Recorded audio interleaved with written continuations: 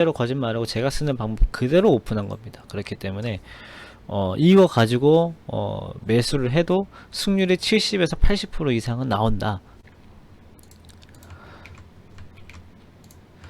그러니까 다시 말씀드리면은 제가 이제 지난달 사실 지지난달부터 이 DMI랑 ADX라는 이 보조 지표를 어떻게 쓰는 건지, 왜 이게 이렇게 구성이 된 건지 설명을 참 많이 드렸는데 다시 이렇게 말씀드리는 이유는 요청이 많았고, 그 다음에 실질적으로 요즘에 이제 저희 단톡방 보니까 이거를 지금 공부하고 계신 분들이 생각보다 되게 많으셔가지고 도움이 되는구나 싶어서 더 하는 겁니다. 사실은 제가 보조지표를 4개 정도를 그 영상을 찍으려 그랬는데 제가 하나로 2달 찍을 줄 몰랐습니다. 그래가지고 오늘 방제가 2달째 보조지표 설명 중이라 했잖아요. 사실 이 2달이면 4개 다 할 줄 알았어요. 근데 그게 아니고 한 반년은 걸릴 것 같네요. 일단은 뭐 천천히 따라오시면 좋을 것 같고요. 일단은 DMI는 제가 여태까지 여러 번 말씀드렸기 때문에 조금 속도를 붙여서 얘기할게요. 그 DMI의 구성 요소가 있습니다. 한 3개 정도로 보시면 좋을 것 같은데요. 이 DI 플러스가 있고요, DI 마이너스가 있고, 그 다음에 ADX라는 것이 있습니다. 여기 보시면은 DI 플러스라는 것은 뭐 증권사 HTS에 따라서 PDI라고 적혀 있는 것도 있을 거고요, DI 마이너스는 MDI라고 적혀 있는 것도 있을 겁니다. 이 DI 플러스 같은 경우는 보통 그날 상승 비율을 나타내면서 이 전체적으로는 이 상승 추세의 에너지를 의미하는 거다라고 보시면 좋을 것 같고요. 이 DI 마이너스 같은 경우는 오늘의 이 하락 비율을 이제 반영을 하는 거고, 이 전체적으로 봤을 때는 하락 추세의 에너지를 의미를 합니다. 말 그대로예요. 플러스는 상승, 마이너스는 하락. 쉽게 뭐 추세의 에너지, 좀 뭔가 정확하게 수치로 이해하려고 하지 마시고요. 저는 수치를 구하는 방법까지 다 이해를 하면서 말씀드리지만은 처음부터 이 수치를 다 인지하려고 하지 마시고 뭔가 전체적인 그림, 그 다음에 이 뉘앙스를 이해하시면 됩니다. 추세의 에너지다, 힘이다, 에너지다. 그게 더 이해하기 편하실 거예요. 그래서 플러스는 상승 힘, 마이너스는 하락 힘. 그리고 ADX는요, 이 DI 플러스랑 DI 마이너스를 또 적당히 잘 계산을 해가지고 지금 추세가 강한지 안 강한지, 그러니까 쉽게 계산하는 법은요, DI 플러스가 계속 나오거나 DI 마이너스가 계속 나오면은 ADX는 올라갑니다. 근데 DI 플러스 마이너스가 돌아가면서 나오게 되면은 ADX는 떨어지게 돼 있어요. 이런 원리예요, 계산하는 게.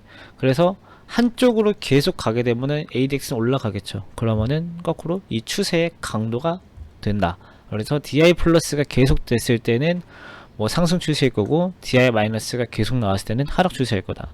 대신에 DI 플러스랑 DI 마이너스를 보지 않고 ADX만 봤을 때는 현재 추세가 강한지 안 강한지는 알 수 있지만은 지금 추세가 상승 추세인지 하락 추세인지 몰라요. 참 특이하죠.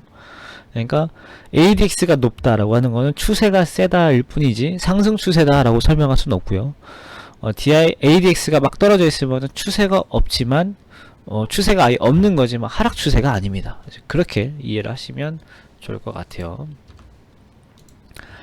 그래서 이제 아까 이제 이것들을 이제 해석하는 방법인데, DI 플러스가 DI 마이너스보다 크다라고 하면은 당연히도 이 상승의 힘이 하락의 힘보다 크다라고 보시면 좋을 것 같고요.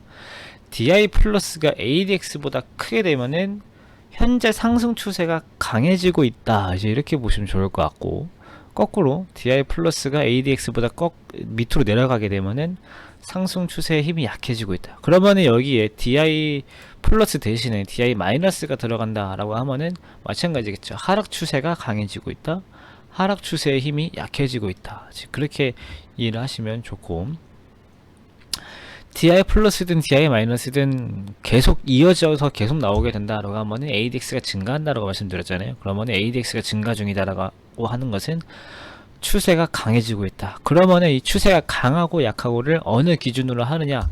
30 정도를 기준으로 합니다. ADX가 30 정도면은 지금 추세가 있다. 30보다 밑에 있으면은 추세가 없다. 40 정도다. 추세 조금 센데 ADX 50이면 와 추세 강하다. ADX 60이면은 야 이거 미쳤다. 이런 말이 나오는 거예요. 쉽게 생각하면은 간단하죠. 그 다음에 그러면은 이제 DMI랑 ADX를 이제 각각 이 지표가 어떤 뜻을 내포하고 있고 해석을 이제 어떻게 해야 되는지 이제 다 보셨으니까 어느 정도 잘 이해되셨을 거라고 보고요.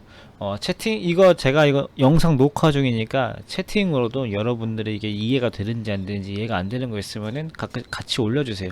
같이 녹화되고 있는 거니까. 그리고 제일 중요한 게 여러분들 제일 궁금한 거예요.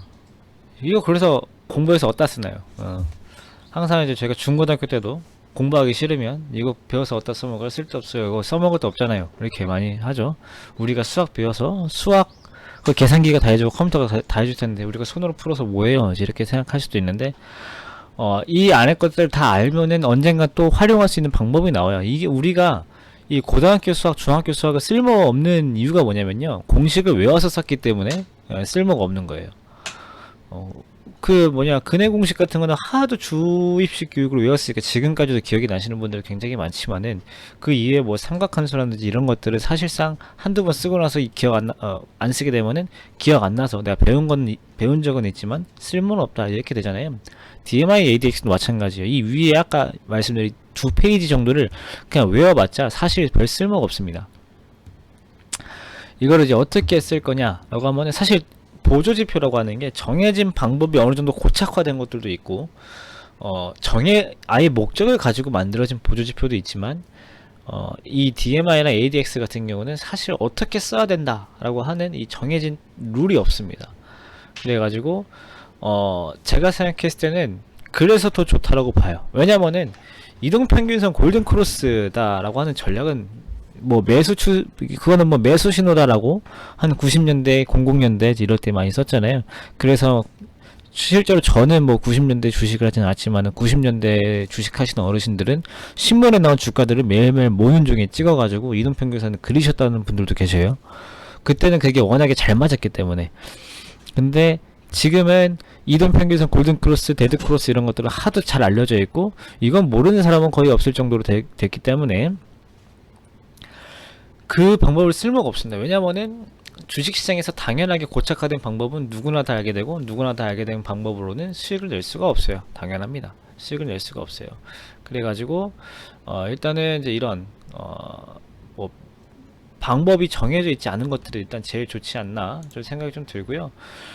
방법이 정해져 있지 않으니까 뭔가 정해진 뭐 속임수 이제 이런 것들이 별로 안 통합니다. 그래가지고 어떻게 쓸 건지 이제 그치 보면요, 이 DMI라고 하는 거는 일단 우리가 추세를 알 수 있다라고 했습니다. 그러면은 추세를 알게 되면은 우리가 훨씬 더 매매하기 편해져요. 상승 추세에 있으면은 상승 추세에 맞춰서 매매를 하면 되고요. 하락 추세다라고 하면은 하락 추세에 맞춰서 매매를 하면 돼요. 그러면은 두 가지 경우가 있을 겁니다. 상승 추세에서 눌릴 때마다 매수하는 방법이 있을 거고요. 하락 추세가 끝나가는 지점에서 매수를 하는 방법이, 두 가지 방법이 있을 거예요. 대표적으로 이 두 가지 방법 정도만 어떻게 응용을 할 건지, 그리고 저는 어떻게 응용을 할 건지 그냥 공개를 하겠습니다. 그래가지고 그런 것도 참고해서 잘 보시고 학습 잘 해두시면요, 제가 쓰는 방법보다 더 좋은 방법으로 응용하실 수 있는 분들도 계실 거예요. 그게 잘 안된다고 하시면 일단 제가 쓰는 방법 그대로 적용하시다가 이거 이렇게 하면 더 좋게 쓸 수 있겠는데 라고 스스로 학습이 되면은 저보다 DMI를 더 잘 쓰시는 분이 되실 거예요. 실제로 그런 분들 많이 계셔요. 제가 여태까지 많은 분들한테 이거 소개시켜 드렸는데 저보다 더 뛰어나게 쓰시는 분들도 계셔요. 이제 그 방법 첫 번째, 상승 추세에서 눌릴 때마다 이제 매수를 하는 방법인데요. 채널 매매라고 해요. 그러니까 상승 추세가 이렇게 있는데 올라갈 때 팔고 내려갈 때 사고, 올라갈 때 팔고 내려갈 때 살려고 하는, 이게 채널 매매거든요. 이게 채널 매매예요. 이게 채널 매매. 그래서 사실 매도 시점은 다른 지표로 구해야 되지만은 일단 매수 자리를 구하는 방법부터 소개를 하면요, 채널의 방향이 중요하죠. 그러면 일단 상승 추세가 되면, 그러면은 상승 추세임을 판단하는 방법이 중요하죠. 아까 말씀드렸습니다. DI 플러스가 DI 마이너스보다 높은 구간에 있어야 되고요. ADX가 30 이상. ADX가 왜 30 이상이어야 되느냐? 추세가 있어야 되기 때문에 ADX가 30 이상인 게 중요하고요. 그 다음에 그 안에서 저점과 고점을 분간해야 되잖아요. 이게 분간이 한글 맞춤법이 맞는지 모르겠습니다. 일단은 매수 시점을 잡는 방법은 일단은 이 상승 추세 안에서 DI 플러스가 ADX를 하회하는 구간. 일단은 그러니까 추세가 있습니다. 추세가 있는데 눌린다라고 하는 거는 상승 추세가 잠깐 약해지는 타이밍이죠. 그때가 매수 시점을 잡고요. 매도 시점을 잡는 건 사실 다른 방법으로 구하는 게 더 정확하지만은 일단은 DI 플러스가 ADX를 상회한다고 하는 것은 일단 매수가 강하게 들어왔고 상승이 한번 쭉 나왔다는 얘기잖아요. 그래서 그런 구간에서 매도를 하게 되면은 크게 먹진 못하지만은 단기로 어느 정도 수익은 낼 수는 있습니다. 그래서 이런 방법으로 채널 매매를 이용하시면 좋을 것 같고요. 지금 다들 채팅창은 잠수 타시고 메모장에 들어가 계신 것 같아요. 그런 것 같고, 그 다음에 이 활용법 두 번째, 이거 맞으면 이거 오늘까지 하면 여기까지 하면은 이제 끝이에요.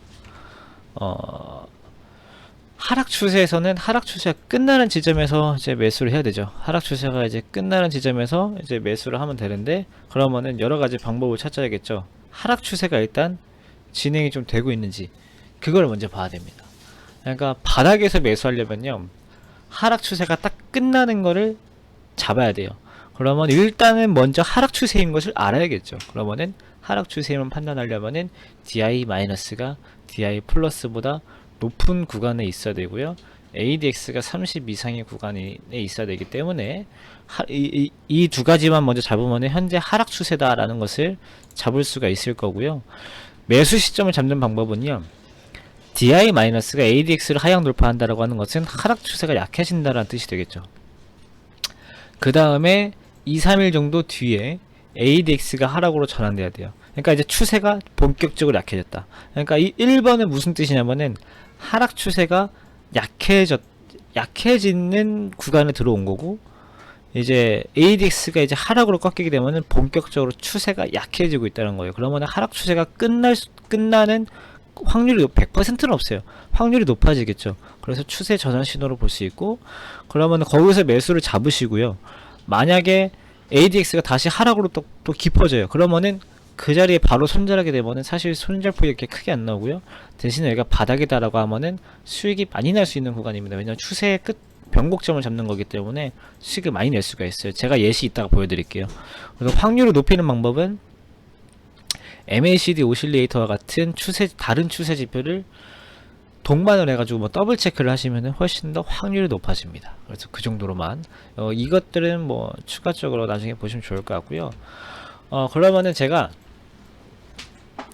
우리나라의 대표적인 종목 삼성전자를 가지고 그 신호를 잡아서 제가 세 군데에다가 선을 그었습니다. 그 세 군데에 선을 그었더니 결과가 어떻습니까? 일단은 누구라도 좀 매수를 좀 하면 좋겠다라는 분위기가 나오겠죠. 제가 그냥 의미적으로 주가의 저가에다가 찍은 게 아니에요. 이런데 제가 안 찍었잖아요. 이런데 안 찍었고 이런데 안 찍었어요. 그런 사기템은 아니에요. 완전히 이게 사기템은 아닌데, 이 밑에 제가 DMR 지표 켜놓은 거거든요. 여기, 네, 이 첫 번째 가장 가까운 날짜, 여기 보시면 ADX가 꺾여서 DI-가 ADX 밑으로 내려갔죠. 그러면서 ADX도 바로 꺾였습니다. 그러면은 여기가 하락 추세가 끝났네 라고 하는 구간이 5월 17일. 근데 지금 6월 말이죠. 근데 5월 17일에 샀다고 지금까지 해가지고 뭐 손해를 보거나 그런 자리는 아니에요. 지루할 뿐이지 손해를 볼 자리는 아닙니다. 그래가지고 제가 봤을 때는 충분히 지금도 가능성이 있고요. 그 다음에 2020년 9월도 그 앞서서 DI-가 꺾여서 ADX 밑으로 내려가고 ADX도 딱 이날 하락으로 전환이 됐어요. 그래서 이날 만약에 매수를 했다고 칩시다. 2020년 9월 3일 날 매수했으면은 한 2달 정도 지루했다가 9만전자 간 날이에요. 5만전자가 9만전자가 되는 이 초입이었다라고 보시면 좋을 것 같고, 좀 더 전에 2019년 8월도 DI-가 ADX 밑으로 내려가고 하나, 둘, 3일 뒤에 하락으로 꺾였습니다. 하락으로 꺾이고 나서 43,000원에 매수하면은 그 뒤에는 그래도 6만원 정도까지는 기회가 나왔다. 그 더 과거까지는 제가 안 뒤져봤습니다. 너무 많아가지고 사실 많지는 않아요. 1, 2년에 한 번씩 나와요. 종목별로 진짜 1, 2년에 한 번씩 나올까 말까 해요. 이런 바닥 잡는 구간들. 그래서 이런 것들 잘 참고하시면은 충분히 뭐 바닥 잡는 매매에서 뭐 응용하실 수 있을 거라고 보니까 아까 말씀드린 것처럼 잘 숙지하셔가지고 본인 걸로 만든 다음에 본인만의 활용법을 만들기 위해서는 일단 막연하잖아요. 그래서 일단은 제가 직접 이렇게 공개해드리는 방법들 잘 이용하셔가지고 학습한 다음에, 사실 이거 진짜로 거짓말하고 제가 쓰는 방법 그대로 오픈한 겁니다. 그렇기 때문에 이거 가지고 매수를 해도 승률이 70에서 80% 이상은 나온다. 근데 그 방법을 공개를 한 거니까 잘 배우고 내 거를 만드시면 된다.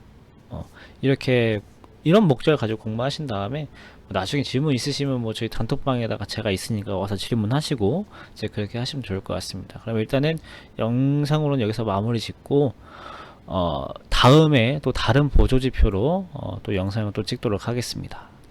DMI 끝.